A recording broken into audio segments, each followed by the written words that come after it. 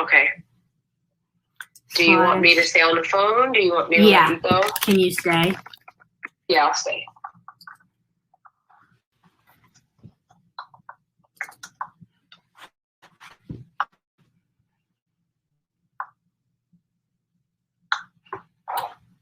Might be good for us to have more tests with Webinar Jam. I've managed to figure a lot out in Zoom because I've been using Zoom more, but I haven't played with Webinar Jam as much. And I know with Webinar Jam, we can have multiple hosts. And I just have to figure out how we do that because I think it would be helpful for whoever is doing this. Yeah, for sure. So talk looks like it's still uploading. Okay.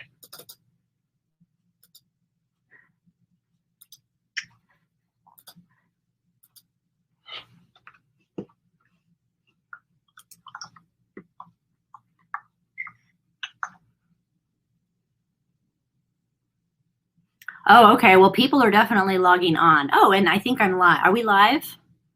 Yeah, we're live. Are you in there? No, I'm not in there. Let me try again now. And it may, I'm going to do it from my computer since I'm doing it from my Hi, everyone. You might be able to hear me. I am. Hi, everyone.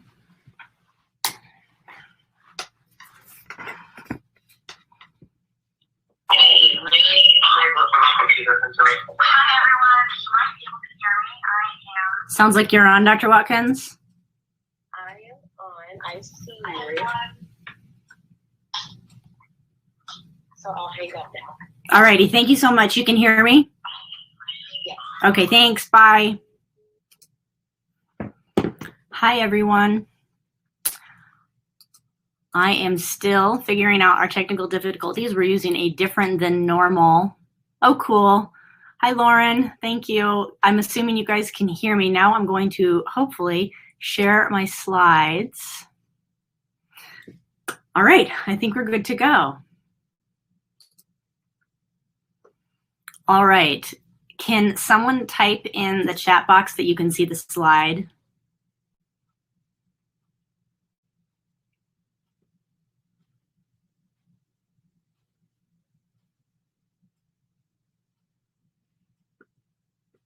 I am assuming that you guys can see the slide. Awesome. Hello, hello. Hi, everyone. You guys can see the slides, right? Can people give me, I still haven't. Okay, awesome. Thank you.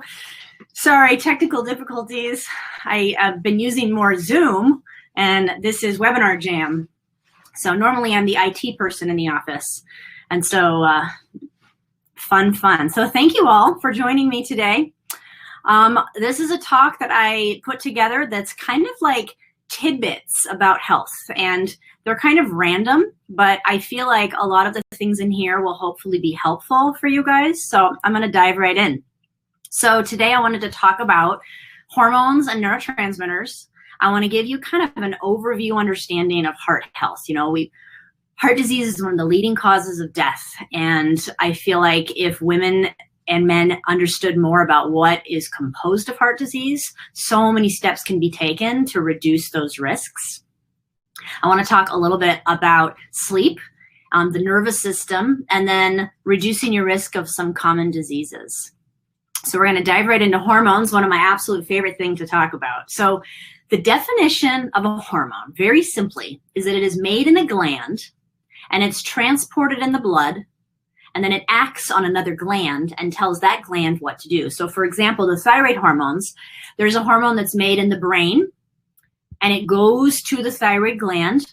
It's called TSH, thyroid stimulating hormone. It goes from the brain where it's made into the bloodstream. It goes to the thyroid gland, and then it tells the thyroid gland what to do. And in this case, it tells the thyroid gland to make thyroid hormone. So that's the definition of a hormone. Here is kind of an overview of all of the hormones. These funny looking things here is our pituitary in the very, very, very middle of our brain. The pituitary, we have an anterior part of the pituitary and the posterior part of the pituitary.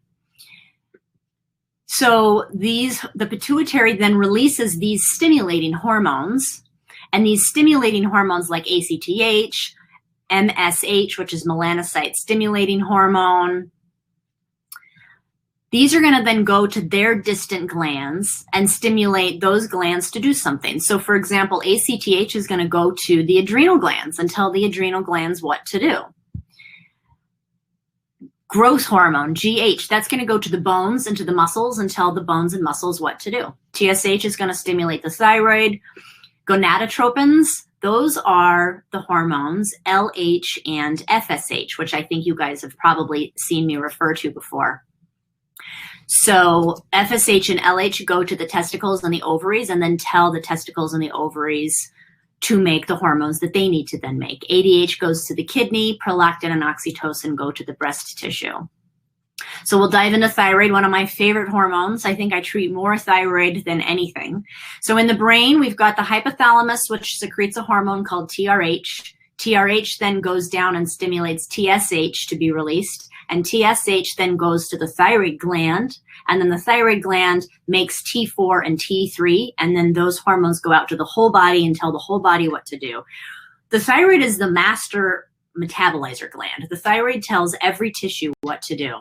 So here's another picture on the right just showing the gland in the middle of the brain stimulating the thyroid gland to make T3 and T4. And it also makes another hormone, calcitonin. Calcitonin helps with our vitamin D and calcium absorption. So the thyroid, since it's responsible for all of our metabolism, it stimulates everything. It stimulates the growth. It stimulates the rate of most bodily functions, the speed of digestion, how fast the liver is doing its job, nerve impulses, how quickly we think, our reflexes. It helps with serotonin, which is going to be our happy hormone. It helps with heart rate and temperature, cholesterol production. It affects blood pressure, blood temperature, muscle tautness. It affects the rate at which cells burn energy. So everything. So when these things aren't working well, then you can see that the symptoms are going to be related to those things not working well. So for example, if things are not working well, you're going to have fatigue, you're going to have dry skin, drying hair, thinning hair. You can have the white spots on your nails. That's oftentimes a circulatory problem. If your thyroid's not working well, your circulation's not working well, which means oftentimes you're going to have problems with the peripheral tissue. You're going to have cold hands, cold feet, fluid retention, swelling, difficulty losing weight. That's kind of the classic thyroid symptom. Slow digestion. That is the second most common symptom I see associated with thyroid dysfunction is constipation or slowed digestion. Tiredness, fatigue, depression, poor memory, headaches, ringing in the ears, sleepiness. All of those symptoms are going to be related to poor thyroid function. So the causes of thyroid dysfunction, we've got the autoimmune cause, which is called Hashimoto's. And then we've also got nutritional deficiencies. If you don't have enough of the ingredients to make your thyroid hormone, then you're not going to have as much thyroid hormone. That could be a deficiency of selenium. That could be a deficiency of iodine. That could be a deficiency of vitamin C. Another cause of sluggish thyroid function is stress. When we're stressed, we make more of our stress hormone cortisol, and cortisol is going to decrease thyroid conversion. Cortisol makes the thyroid not work well. Inflammation, we have all now heard how big of a problem inflammation is. Inflammation can cause the thyroid to be sluggish. And then toxins in our environment, fluoride, bromine, and chlorine. Those can also be problems. These molecules are similar to iodine, and we use iodine to make our thyroid hormone. And so these molecules can interrupt that thyroid hormone production. Goitrogens. These are foods that have been thought might be a problem with thyroid hormone production. I don't actually see this as big of a problem. I suppose if someone were eating an entire head of cabbage a day, that could be too much of the brassica foods, and that could maybe affect thyroid production. I only tell people to worry about goitrogens if they're eating a lot of them and if they're eating them in the raw state. And not many of my patients are eating an entire head of cabbage raw per day. When it comes to our thyroid hormone conversion, so T4 I kind of think of as our storage form of thyroid, and T3 is our active form. So T4 has to get converted into T3, and it does that with selenium. It actually does that with a number of things, but selenium is one of the most important nutrients because there's a rate limiting step in that enzyme that very specifically needs selenium. If you're not efficiently converting from T4 to T3, then you will end up shunting your T4 into instead reverse T3. And that's what that RT3 is. So there's a whole list of things here that can affect thyroid conversion. If you have a deficiency of any of these nutrients, chromium, vitamin A, vitamin B2, vitamin E, zinc, iodine, copper, vitamin B6, B12, selenium, protein, glutathione, or fat, any of those nutrients, if you don't have enough of them, hypothetically, you could have poor thyroid conversion. And then these excesses, these are the things that if there are too much of, that can also limit your thyroid conversion. So if there's too many carbs in the diet, if there's too many carbs in the diet, there's usually too much insulin. All of those are going to affect thyroid conversion. ETOH is alcohol. Cortisol is from stress. And then toxins in our environment. So cadmium, lead, mercury, phthalates, BPA, fluoride, pesticides, bromine, and chlorine. All of those toxins can also affect thyroid conversion. Too much soy. The research is actually really conflicting here, and I kind of go back and forth on this. At this point, I basically say don't do soy every day, and if you're going to do soy, make sure it's organic. There's a whole list of conditions that are associated with poor conversion: chronic illnesses, stress, liver dysfunction, kidney dysfunction, inflammation. And there's also a list of medications that affect this conversion. So oral contraceptive pills, estrogens, beta blockers, and then psychiatric medications like lithium, phenytoin, theophylline, glucocorticoids. Glucocorticoids are things like steroids. So when anytime someone has a steroid injection, that's going to affect their thyroid conversion. And then opiates. So there's this cycle that happens between these organs. So the adrenals are the glands that help us manage stress. So with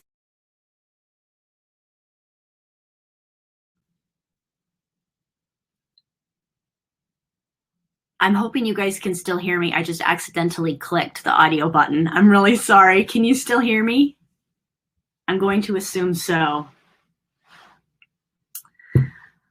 So when we're stressed, our body makes a whole bunch of the stress hormones, cortisol.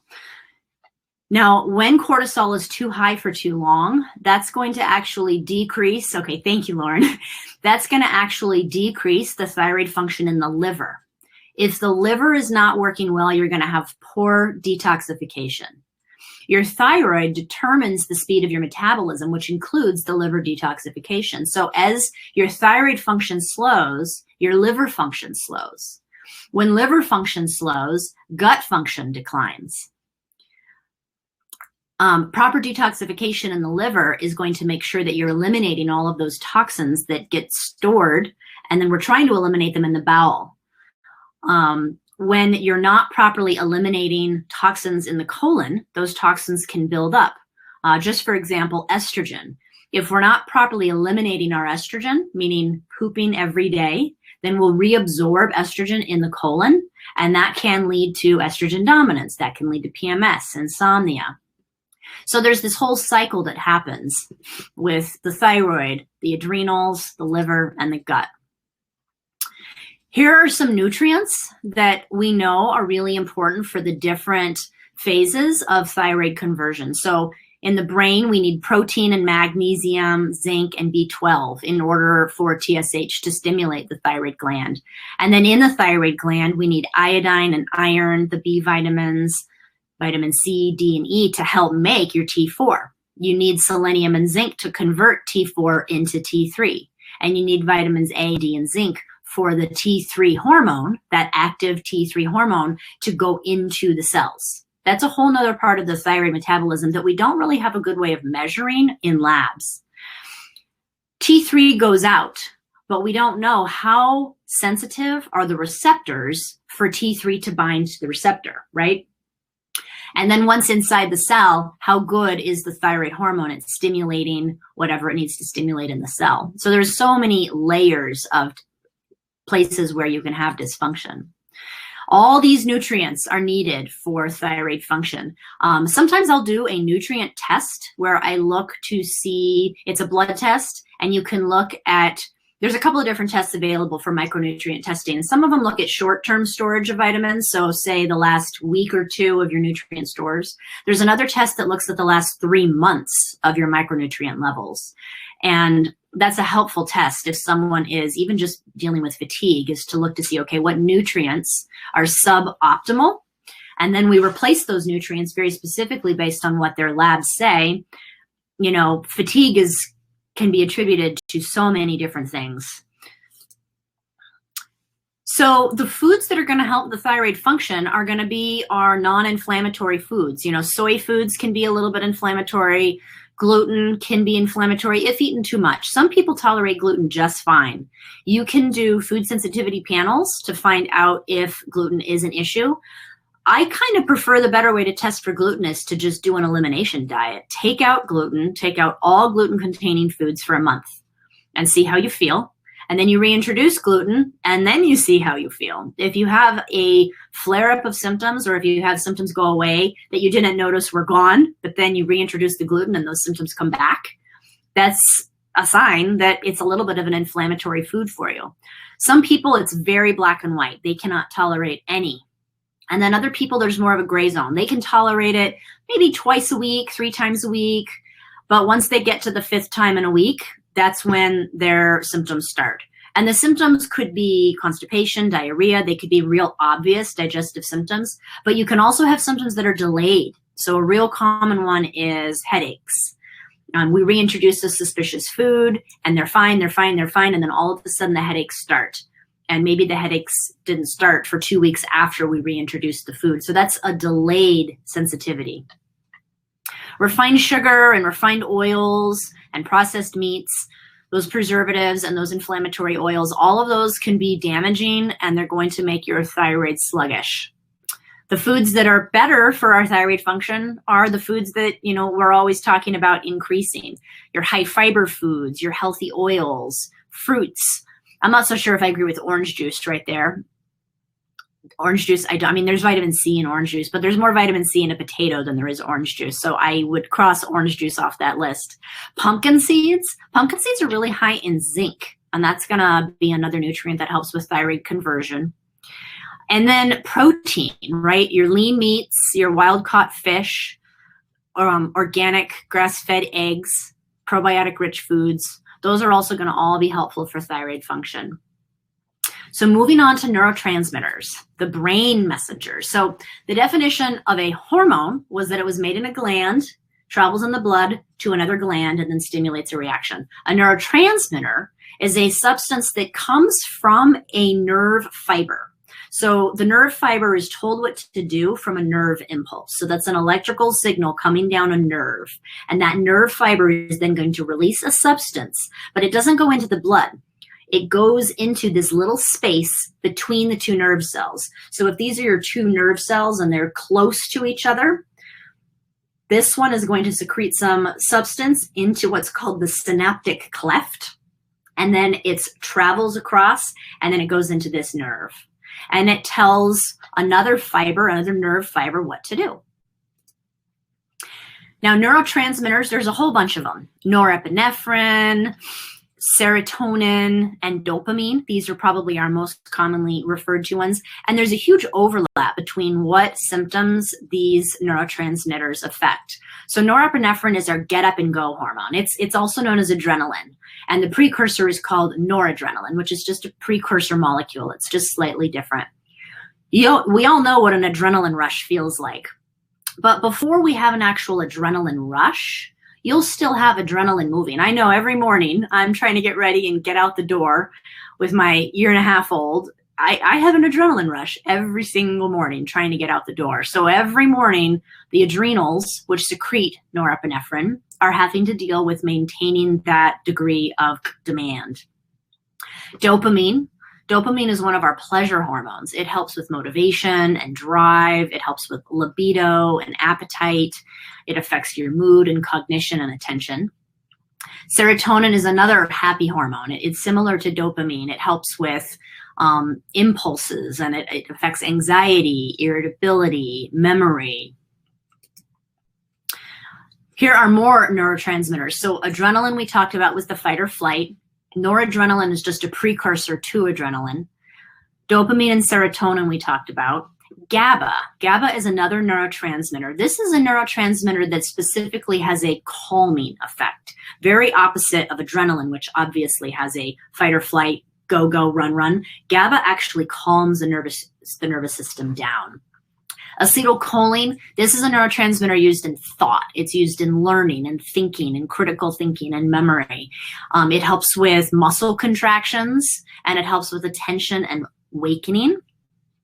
Glutamate, another one of our neurotransmitters. This is involved with memory and development and creation of nerve contacts. And then endorphins. We all know what those feel like. Endorphins are going to be related to exercise. This is why you feel so much better after moving. It helps with excitement. It helps with libido. Endorphins are released during an orgasm or sex. So here are our neurotransmitters. Now, these neurotransmitters are made from amino acids. And amino acids are the broken down pieces of protein. So when you eat protein, all protein gets broken down into one of our 20 amino acids. So here are the 20 common amino acids. Now, this is a wonderful photo I found because it categorizes them. Some of the amino acids are considered essential, meaning our body cannot make them itself. And then there's non-essential amino acids, which are the ones that our body can actually make from another amino acid. So these amino acids are all used to make a bunch of things. This is an example of tryptophan, which is one of our amino acids. Tryptophan can get converted into 5-HTP. 5-HTP is another amino acid. And then 5-HTP gets converted into serotonin. And then we have another example with tyrosine. Tyrosine is another amino acid. This one gets converted into L-DOPA. L-DOPA gets converted into dopamine, right? And then dopamine gets converted into noradrenaline or norepinephrine. And then if you look closely in between there, you can see that we need vitamins for these chemical reactions to happen. So in other words, in order for us to turn tryptophan into 5-HTP, the person needs to have enough B6. If they don't have enough B6, they will always be deficient in 5-HTP. They will likely be deficient in serotonin, and they will likely be suffering from anxiety and depression and probably insomnia. So understanding which of our neurotransmitters affects which of our symptoms, we can then use amino acids therapeutically. So I've given 5-HTP in a supplement. It's over the counter. You can get it at Sprouts. Same thing with tryptophan and tyrosine. You can get all of those amino acids as a supplement over the counter. So there are transmitters. Here's also some foods. There's, our proteins, as I said, have these neurotransmitters in them. So serotonin, for example, you can actually get the ingredients that you need to make serotonin in bananas and walnuts and pineapples. You can make tryptophan from ingredients in turkey. Like tryptophan is one of our amino acids that makes us sleepy, and that's why eating a bunch of turkey can make you sleepy. There's the whole Thanksgiving turkey crash. So to me, the important thing to think about here is our diets should be diverse. We should be thinking of using our diets as medicine. Food is medicine. And the best way for the diet to be medicinal is for our diet to have a diverse selection of food. So most people eat probably the same 20 to 30 foods per week. If you think about your grocery shopping list and you think about how many foods you eat and you make the list and you add to the list over the course of the week, you'll notice that you eat about the same 20 to 30 foods. I challenge you to expand that list every single week by one new food, something different. Whether it's a vegetable or a protein, try something new. Even just looking at a list of foods. If any of you have ever done a food allergy panel, one of the things I like people to do is to look at the list of foods on the food allergy panel. And everyone always just looks at the tests that they reacted to, right? Oh, I have a sensitivity to egg and dairy and sesame and garlic. But instead of looking at the foods that you can't have, look at the foods you can have. highlight all the foods you already normally eat, but then highlight in another color the foods you never eat. Like, how often do you eat endive? Or how often do you eat olives? Or find the foods that you don't eat and start expanding that. The other reason for that is that's going to give you a variety of fiber, and it's also going to give you a variety of the prebiotics. Prebiotics are the fibers that very specifically feed the bacteria in the gut. If you only eat the 10 fibers, then those fibers are only going to cultivate certain bacteria in the gut.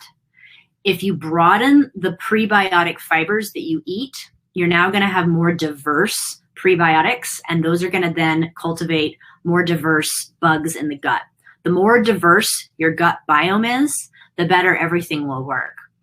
So, I don't think it's as important to memorize which foods are going to support which neurotransmitters. I think when you're thinking about supporting a healthy, functioning body, diversify your diet. So moving on to heart health. So cardiovascular disease is one of the leading causes of death. And I think it's important to understand what is heart disease. So these 5 numbers are kind of a way to think about your heart health. So number 1 is blood pressure. Number 2 is body mass index. Body mass index is your height and your weight. Number 3 is blood sugar. Number 4 is cholesterol.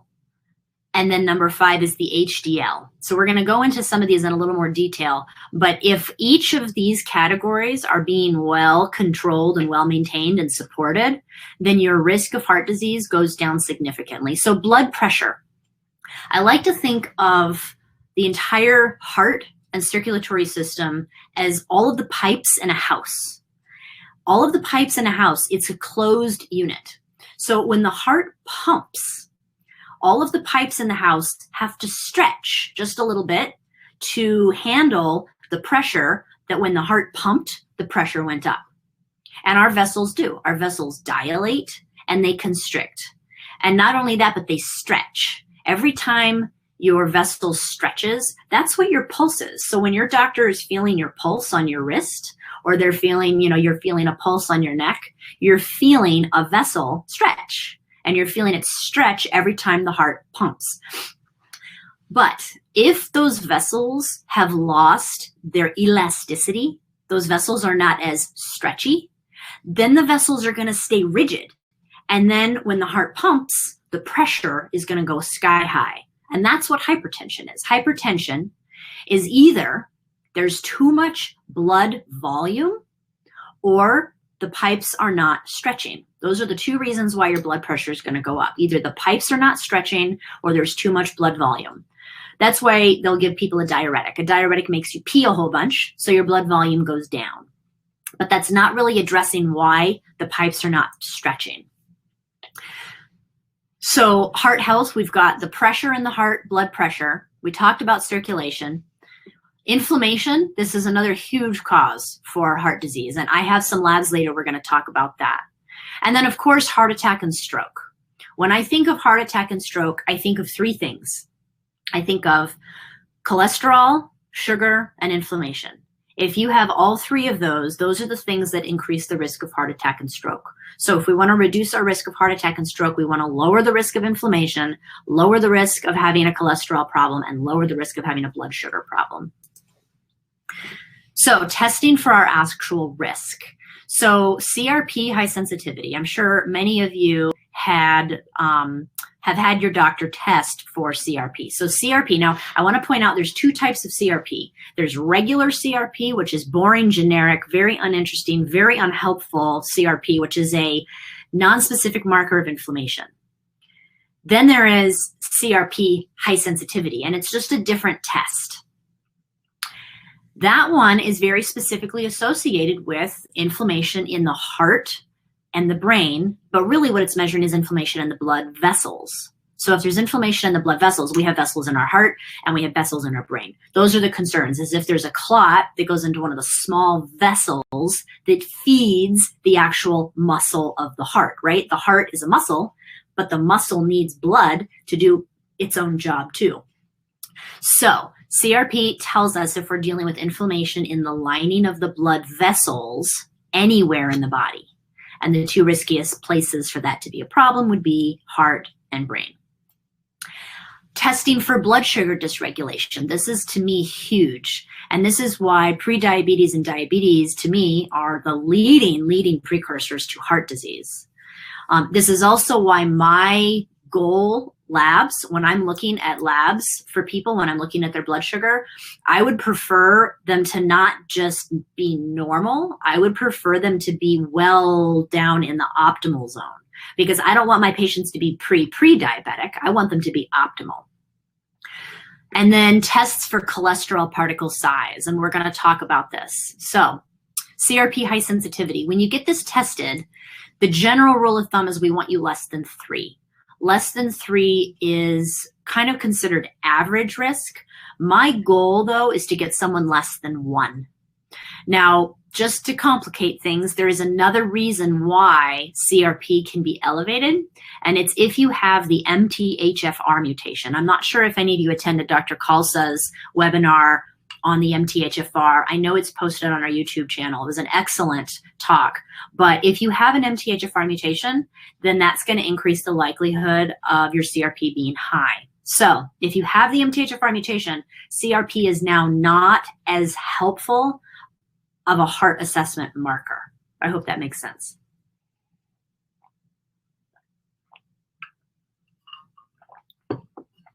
If CRP is above a 3, I'll usually test for MTHFR to find out if that's why it's high. If they have MTHFR, then we now know, okay, your CRP is a little bit unreliable.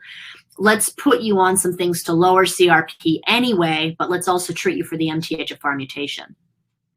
If it's above a 5, you also have to consider maybe there's gut inflammation, and the higher this number goes, the less reliable it is. Where this number is really actually accurately assessing for heart risk really is between that 1 and 4, I would say.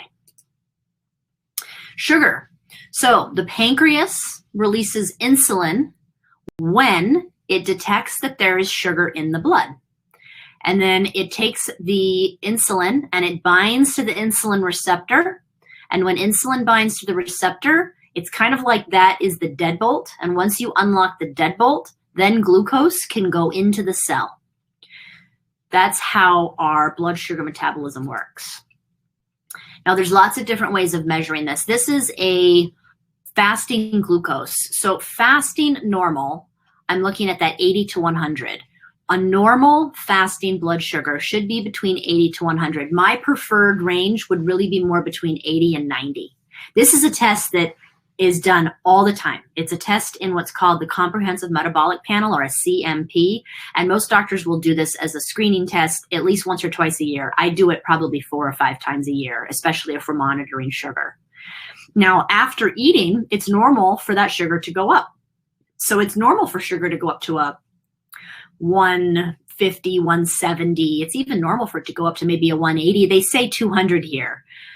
But 2 to 3 hours after eating, you want that sugar to come back down. So fasting, let's say you're at a 90. After a meal, it'll go up to a 180. And then 2 hours after that meal, your insulin should have released. It should have undeadbolted all of the doors and let sugar to go from the blood, where we're measuring it, and go into the cell, where it can then be burned and used as energy. The yellow row is referring to where you're starting to have problems with your blood sugar regulation. And you can see all the numbers are higher. So fasting, you're going to start seeing higher numbers between 101 up to 125. Once it's above a 126, that is diagnostic for diabetes. And same thing, after eating, you'll see a pre-diabetic where their number goes up to a 190. And then 2 hours after eating, it hasn't come back down as far. It's still up at a 150. And diabetes, you can see, you'll frequently see numbers higher than 200. Here's a hemoglobin 1C test, and you can see the reference range there. They want it less than a 5.6. I like this number less than a 5.4. I'd love to get them down. Now, the problem with this number, hemoglobin A1C, what it's measuring is so hemoglobin is a component inside of your red blood cell that carries oxygen. And red blood cells we think of when we're measuring things like anemia, and we want to know what their ability to carry iron is and oxygen. Red blood cells only live for 3 months. That's how long they live. Hemoglobin A1C is where sugar has stuck itself onto the red blood cell, and it attaches itself at this molecule called A1C. And so now we're measuring the hemoglobin on a red blood cell that has a sticky sugar molecule in, and we call that hemoglobin A1C. Since red blood cells live for 3 months, what this test is assessing is your average blood sugar over the last 3 months, because that's what you're measuring are those red blood cells. Now, the problem with this is that it's an average, which means they could have had a whole bunch of highs and a whole bunch of lows, and their average looks fine.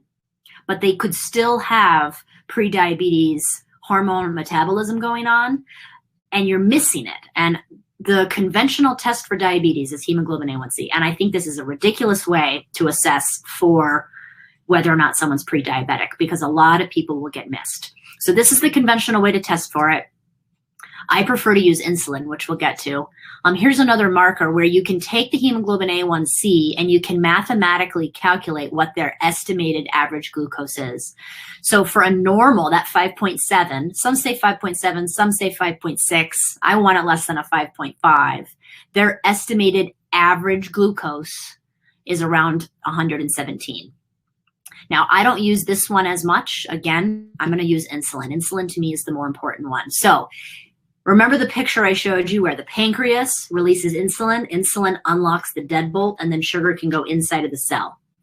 If the insulin receptor where sugar is binding is numb, if it's been overstimulated and overstimulated and overstimulated by insulin over and over and over because the person's diet has been too high in carbohydrates for too long, then that receptor loses its sensitivity and insulin can bind all day long and the message is not getting through.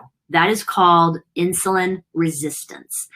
More specifically, it's insulin receptor insensitivity. That's really what it is. And so the body will respond by making a whole bunch more insulin because the body's going, A, we need energy. We don't have any sugar inside of the cells. We're tired, lethargic, brain foggy. We're having a blood sugar crash because we don't have any energy. And B, our sugar is getting too high in the blood. So we've got high blood sugar and low cellular sugar, so low energy. And then the body's making a whole bunch of insulin trying to get sugar inside of the cell. But the receptor's not working. It's like a broken doorbell. You're ringing the doorbell, ringing, and the message is not getting across. So the conventional reference range for insulin, a morning fasting insulin level, conventionally they say it should be less than 24.9. I also disagree on this one. Most, I would say naturopaths that focus on preventative chronic conditions, we really have a more optimal range where we want that lab to be, I like it less than 12. So this person here, you can see they were up at a 36. This was clearly way, way, way too high. This was even too high conventionally. So fasting insulin, my optimal goal is for it to be less than 12. Cholesterol. So here are the conventional cholesterol reference ranges. And cholesterol, you have your total cholesterol. You have your HDL, which is considered the good stuff. I always remember this. HDL is happy. This is your happy cholesterol. And then LDL, you want low. LDL, you want low. So these are the conventional reference ranges. So the way I kind of think of these is HDL are kind of like the green balloons. They're your green ones, whereas LDL are red. The problem is that does not account for assessing the size of these particles. So let me go on and I will explain this. So if we take the LDL, which are the bad cholesterol, we actually want to break that down. Are they the big red, big beach ball cholesterol molecules? Are they the medium-sized red balls? Or are they the small little red golf balls? All of them are red. They're all LDL. And conventionally, we've thought of all of those LDLs as being the bad guy. The problem is that the big buoyant red beach balls are really not that big of an issue. The small red golf balls are a huge issue. Those are actually the cholesterol markers that are increased that are the concern for increased risk of heart disease. So this is a test You can order this test through LabCorp, and it's called the NMR, and it breaks down your LDLs, LDL, HDL, triglyceride, total cholesterol, HDL, and then it gives you this small LDL, and this is the entire reason I run this test, the small LDLs. Remember, the small red golf balls are the actual risk. So this person here, we want the small LDL less than a 527, and this person's was up at a 1900. Clearly that is a problem. That is a super problem. Now, conventionally, when people are tested for cholesterol problems, if their cholesterol is high, they'll just get put on a statin. The problem with statins is that statins do a really good job of lowering the large LDLs and the medium LDLs. They don't lower the smalls as much. Now, they can. And sometimes I have had patients where the small LDL is so high that I still have to put them on a statin. We change their diet. We put them on supplements that will lower the LDL. But sometimes there's a genetic component, and even after we've done everything lifestyle we can, they'll still run into there being a problem with the smalls. And in that case, I want to lower their risk. We put them on a statin, or we can also use red yeast rice. Red yeast rice is a plant-based version of a statin. Now, if you ever do choose to go on a statin, statin medications deplete a very important vitamin, coenzyme Q10, and we refer to it as CoQ10. So if you are ever put on a statin, or you know anyone that's ever on a statin, make sure that they are taking CoQ10. So I am always very fascinated at testing the particle size. I have elevated small LDLs, and I have three of my grandparents passed away from heart stuff. They had heart and cholesterol issues. So oftentimes the total LDL isn't that high, but then the small LDLs is. And so this is another one of those, sometimes people will look at their conventional lipid panel, and if it looks okay, to me, that's like a false sense of security. So unless you know that the smalls are not an issue, then to me, we don't know for sure that their risk is low. So moving out of the heart and moving into talking about stress. Kelly McGonigal, she has an awesome talk on TED Talk, if you guys have a chance to look at it. She talks about changing our perception of stress. And she talks about this concept of thinking of the stress as being something that is helping you rise to a challenge. When we're stressed, our body makes more of a hormone, oxytocin. We remember that back to the hormones. Oxytocin, it is the hormone that makes you want to bond. You want to be closer. It promotes intimacy. You have this desire for physical contact and emotional connection. Oxytocin also has its own cardioprotective mechanisms. It helps to reduce cellular damage. It causes vasodilation of those blood vessels, which will help with things like blood pressure, and it'll have a relaxing and calming feel. And it's anti-inflammatory. So just the act of caring for another person, right? Connecting with another person, hearing their stressors, holding them through a time of vulnerability, that increases your own oxytocin, which increases your own resilience to stress. So it's kind of a cool concept, is to think about our relationship with stress. We will always have stressors in our life. We will always have things that are going to throw us off and stress us out. And I think changing your relationship with stress and being aware when you're right in the middle of that stress response and thinking about what can I do to change my reaction to stress? What if we could change our reaction to stress? So we talked about resiliency, the importance of sleep. Sleep is so important for your resilience. When you are not sleeping efficiently, your cortisol does not calm back down, your nervous systems don't rebalance, your immune system doesn't calm back down, your inflammatory pathways don't calm back down, your gut doesn't get a chance to fast and stop digesting. Your gut has a whole bunch of other functions other than just processing food. It's where we make our it's where we help support our bacteria. Those bacteria are used to help make things like vitamin K. So while we sleep, we increase our resilience. There's so many ways that that can happen.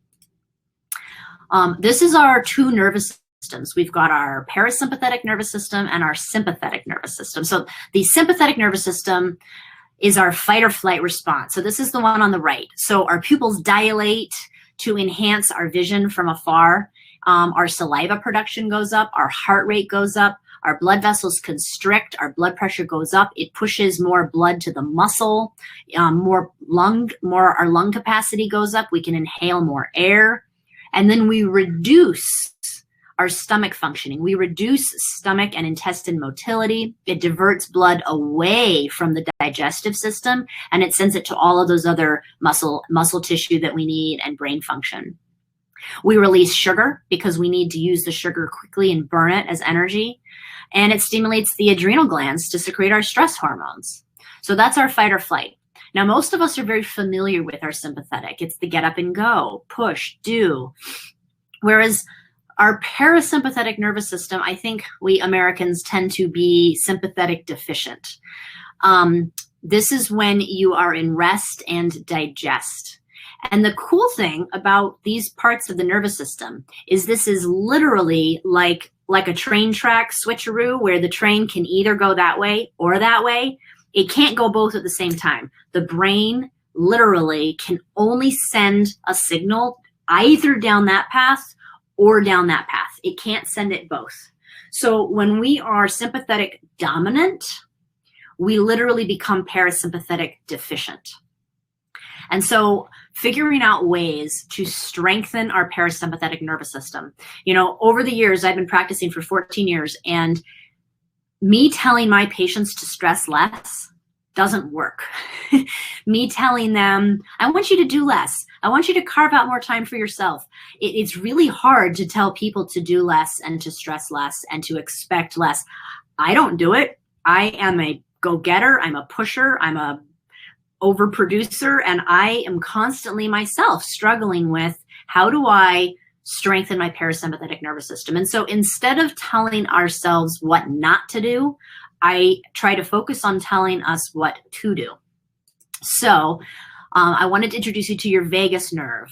So the vagus nerve comes out of the back of the spine. I'm actually going to go back. It's this nerve right here. It's the third nerve coming out of the base of the neck. So the vagus nerve is connected to every organ in your body.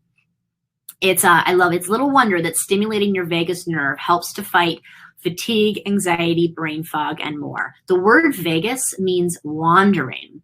And if you anatomically look in a book about where the vagus nerve goes, it comes out of the back of the neck and it comes all the way, it comes down through the neck, down through the diaphragm, down through the stomach. It innervates all of the organs in the stomach. And then the nerve sends information from the brain and it receives information from the organs. And then that goes back up to the brain. The vagus nerve is connected with so many of our hormones. It's connected with our stress response. It's connected with our pain response. It's connected to our liver function, our thyroid function. It's connected to a hormone called ghrelin.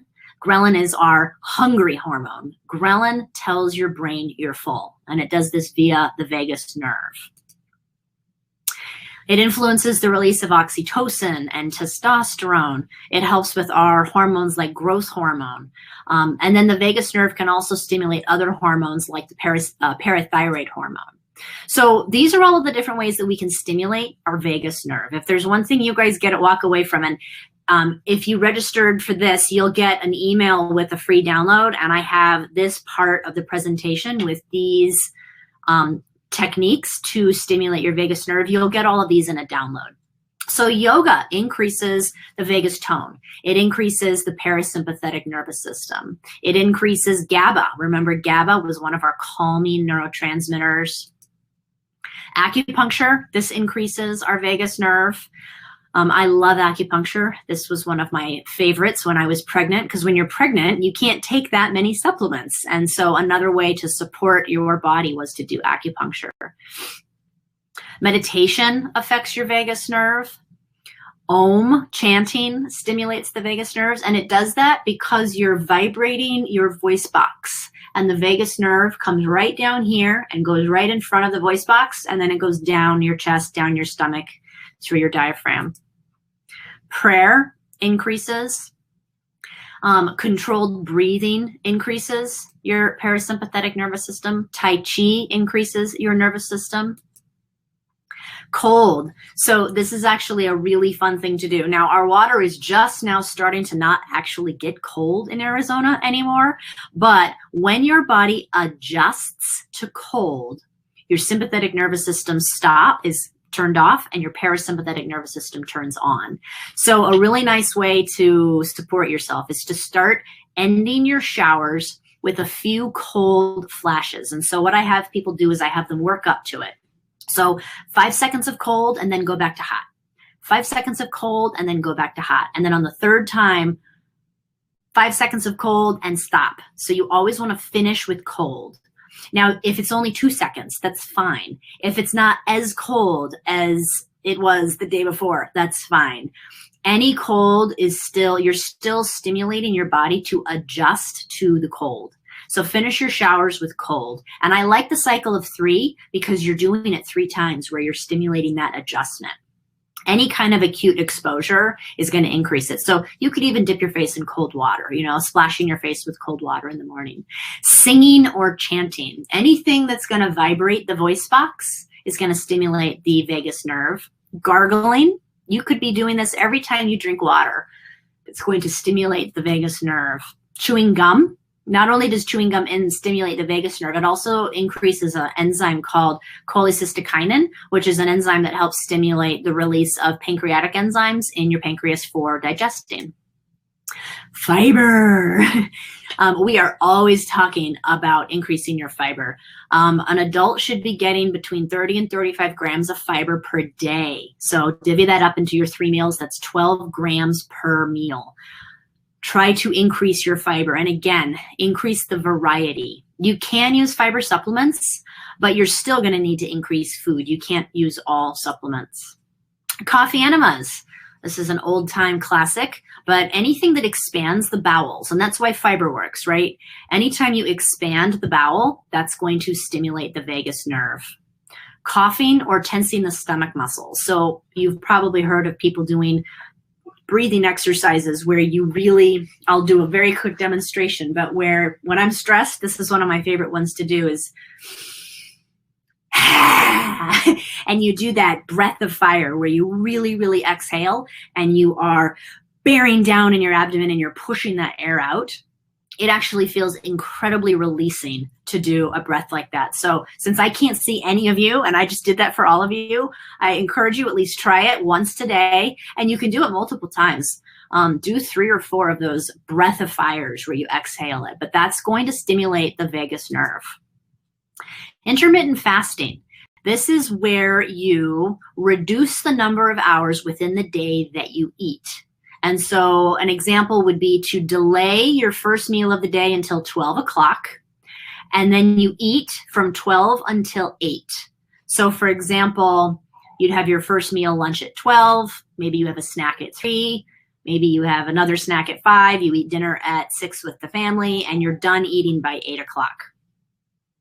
That is intermittent fasting. So you would eat for 8 hours and fast for 16. That type of fasting, it increases your vagus nerve. Breathing, any sort of deep breathing, particularly where you are stretching the diaphragm. So inhaling with your belly and letting your belly fill up with air and go outward, and then exhaling where you're letting your tummy go inward.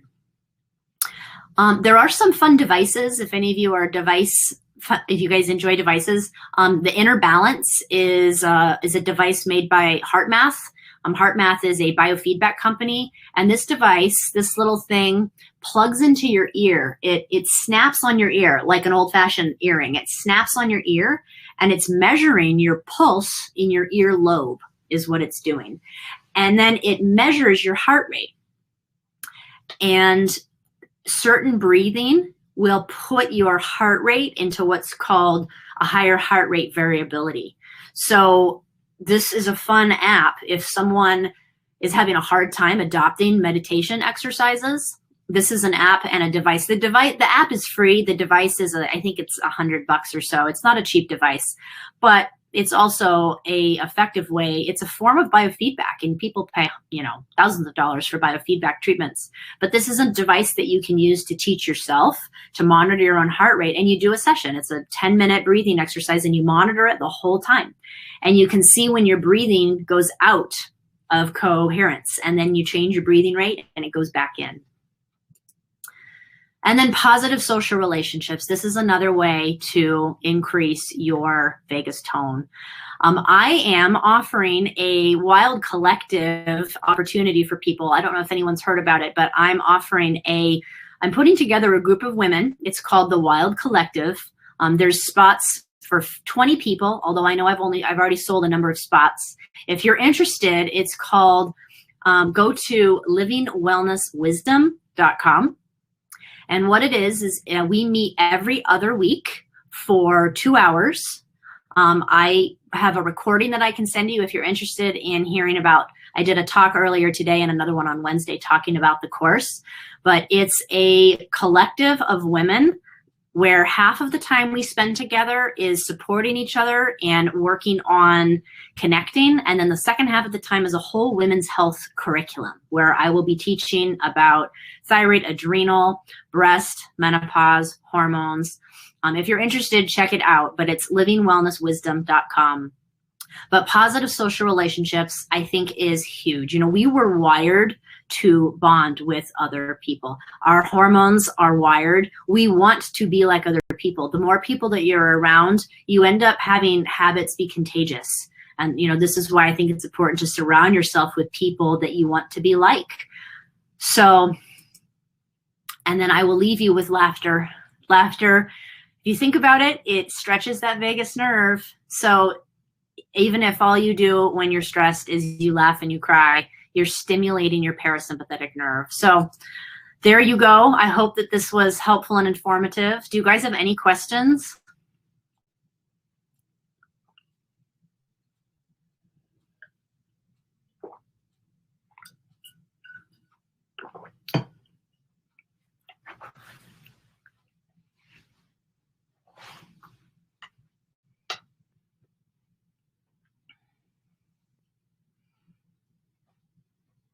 Any questions?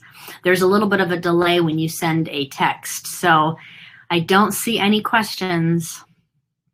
Well, I thank you for your time. Thank you for coming. I hope that this was informative. I hope you guys have a really beautiful Friday afternoon. And this will be recorded, and so we'll post this recording through our YouTube channel. So I'll give it one more minute in case any questions come in. Thank you, Jill. Thank you, everyone. I hope you guys have a really good weekend. Enjoy this beautiful weather before we're over 115. All righty, take care. Have a good one, everyone. Bye-bye.